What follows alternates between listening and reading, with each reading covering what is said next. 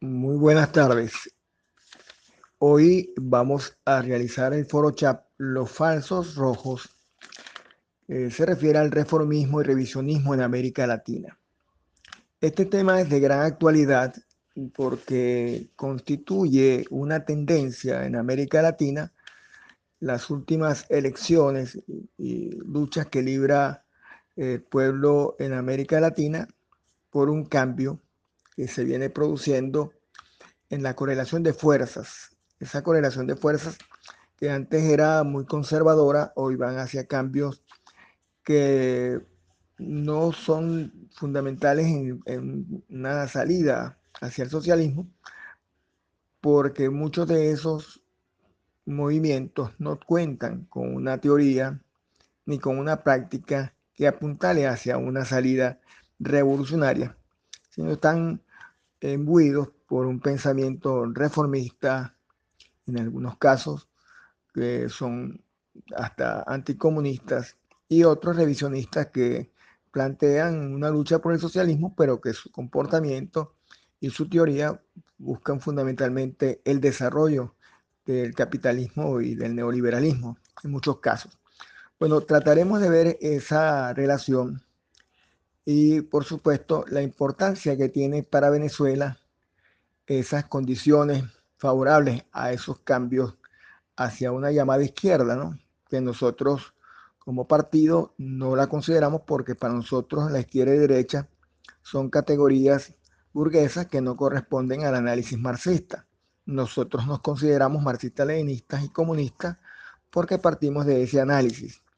La izquierda tiene su origen en lo que fue el Parlamento o Asamblea Nacional Francesa, los que se situaban a un lado y a otro, y de allí pues esa postura. Pero no toman en consideración los aspectos teóricos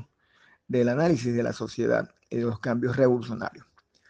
De manera que a lo largo de este foro chat estaremos haciendo análisis, análisis acerca de esa situación en América Latina y cómo afecta a Venezuela.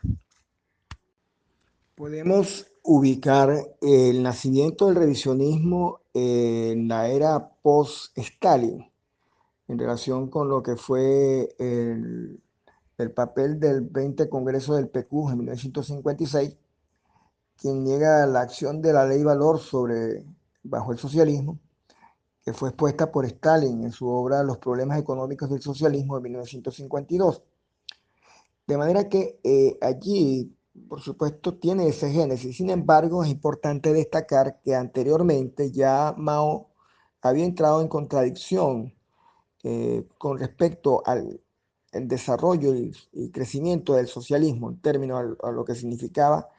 el papel del desarrollo de las fuerzas productivas, fundamentalmente la industria pesada, que era el énfasis que estaba hacia Stalin para el desarrollo de la economía soviética y la transición de una economía que evidentemente definida por Marx, de que mantiene rasgos del capitalismo y que es burguesa en términos de lo que significa la distribución a cada quien según su capacidad y el desarrollo de derechos burgueses allí presentes. Y en la medida en que se desarrollan las fuerzas productivas, hay una transición, una transformación hacia, hacia la construcción del socialismo. Y ya Marx también había dicho en el programa de Gotha, crítica al programa de Gotha, que esa transición pasaba por la construcción de la dictadura del proletariado, donde la clase obrera se constituía en el factor determinante en esa construcción. Ese es otro elemento que también especifica la división de lo que es el pensamiento revisionista, puesto que en esa modificación que hace Khrushchev plantea de la eliminación de ese Estado proletario y convertirlo en un Estado para todo el pueblo, en lo cual elimina la lucha de clases. Y es evidente que la lucha de clases no culmina cuando se produce una revolución, un proceso de transformación de una revolución burguesa o un Estado burgués a un Estado socialista. De manera que ese es otro elemento que también introduce esa modificación en lo que es el carácter marxista-leninista sobre el problema de la dictadura del proletariado como elemento principal para la construcción del socialismo. El otro aspecto que también imbuye ese pensamiento revisionista fue el surgimiento de corrientes en Europa llamadas eurocomunismo que tendrían su base para el desarrollo fundamentalmente socialdemócrata. Es decir, los italianos incluso cambian su nombre del Partido Comunista Italiano a Partido Democrático Italiano. Un pensamiento fundamentalmente reformista y anticomunista en muchos casos, porque reniegan del socialismo. Igual lo hace Santiago Carrillo en España.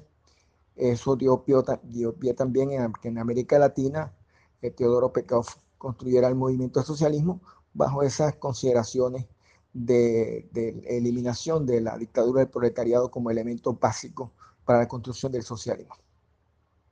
Y allí pues surge un pensamiento reformista para nosotros, es un pensamiento que fundamentalmente avala al capitalismo, avala a la democracia burguesa como fuente de construcción de una sociedad distinta, que en el fondo es falso. De allí pues que hay en esa distinción entre lo que es revisionismo, que es palabra o palabrería, fraseología socialista y la defensa, el desarrollo del capitalismo en la práctica. Mientras que el reformismo evidentemente son una forma de organización socialdemócrata que lucha por una democracia burguesa y las instituciones burguesas y el desarrollo de una economía capitalista.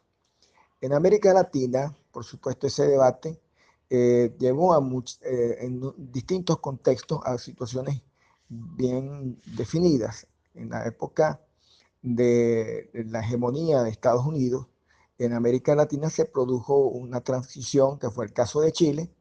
que culminó en 1973 con el golpe de Estado de Pinochet, en el cual evidentemente Estados Unidos no permitía que existiera una forma de organización o Estado distinta a lo que ellos imponían o que fueran dependientes a sus intereses. Ya anteriormente, en la época, en la década del 50, fue una situación que sucedió en Guatemala con Jacobo Arbenz, que también fue derrocado. De manera que era difícil para América Latina una posibilidad de transición o de cambio por vía electoral y que se pudiera respetar por parte del imperialismo. Esto, por supuesto, en el correr de los años fue transformándose en lo que fue la nueva formas de contradicciones interimperialistas con el surgimiento de China enfrentada a Estados Unidos. Pero eso será análisis de otro audio que haremos más adelante. La situación en América Latina ha traído todo un conjunto de levantamientos populares demandando sus derechos, demandando mejores condiciones de vida frente a estados corruptos, frente a estados represivos, con todo un andamiaje represivo, como el caso de Colombia, que no solamente es la lucha por esos derechos, sino la desaparición de líderes sindicales, líderes populares, líderes indígenas, y amparados en una lucha contra la guerrilla, amparados en la lucha contra el terrorismo, o sencillamente por una política de enfrentar pues, a todos los sectores que le adversan su política. De manera que en esa situación, ese levantamiento que tuvo el paro nacional, pues no solamente suma demandas sociales, sino demandas políticas de ampliación de la democracia, de la lucha por la vida, en fin, igual ocurrió en Chile, donde no solamente el problema era ya de tipo de demanda social, sino que era el agotamiento de una democracia ya con características de inequidad total, sobre todo a producto de su constitución que preservan pues las políticas de Pinochet. Esto lleva pues a una salida desde el punto de vista de una constituyente que arrincona pues a la derecha reaccionaria de Pinochet. Igual ocurre en estos momentos en Uruguay, donde la calle Pou está siendo también cuestionado y con grandes manifestaciones por atentar contra el derecho a la información. La situación en Brasil también es bastante álgida. Las posibilidades de Lula son altamente, digamos, de aceptación y de ganar las próximas elecciones. De manera que el cuadro en América Latina tiende hacia un cambio de un factor de reformismo y de revisionismo, amparados en esas situaciones, pero también porque existen otras condiciones donde el papel de China es fundamental para temperar posibilidades de intervención norteamericana. Y también porque han logrado, pese a todas las situaciones de tratar de aislarlo, ha logrado por la vía del papel que jugó Venezuela como punta de lanza en esa política financiera, económica y política, adentrarse en todos estos países por diversos acuerdos, por inversión económica directa, por compra de materias primas, como el caso de litio en Bolivia, de cobre en Chile, de hierro en Perú, de soja o soya en Argentina, de petróleo en Brasil, el caso de Venezuela,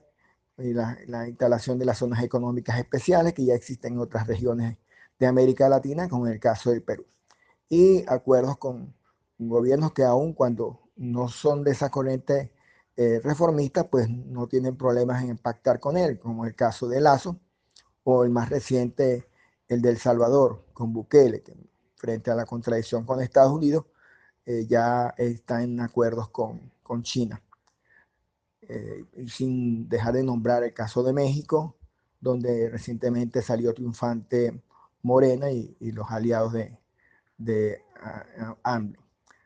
De manera que el cuadro pinta en función de pintar de rojo América Latina, pero no significa fundamentalmente un cambio hacia unas nuevas políticas nacionales y populares, sino de mantener esa relación a favor de la oligarquía financiera, a favor del capital internacional y acuerdos con el imperialismo chino. De allí pues que las posibilidades de una revolución no juegan un papel importante en esa transformación, y donde el caso de Bandera Roja, que denunció en el pasado, tal como lo dije anteriormente, al fenómeno de Chávez, a la falsedad de revisionismo del Chávez, fuimos expulsados del movimiento comunista internacional y sin que existiese una posibilidad de reconstruir este movimiento en torno a una política de enfrentamiento a las contradicciones interimperialistas, el surgimiento de una nueva vanguardia, pues una vanguardia comunista en América Latina. Tareas que, por supuesto, nos llevan a expresar a nivel del continente, pues toda una denuncia frente a esta oleada a favor de esos rojos, llamados así, entre comillas, en función de necesidad de levantar una alternativa popular, nacional y revolucionaria. Esa es la tarea que yo creo que nos planteamos.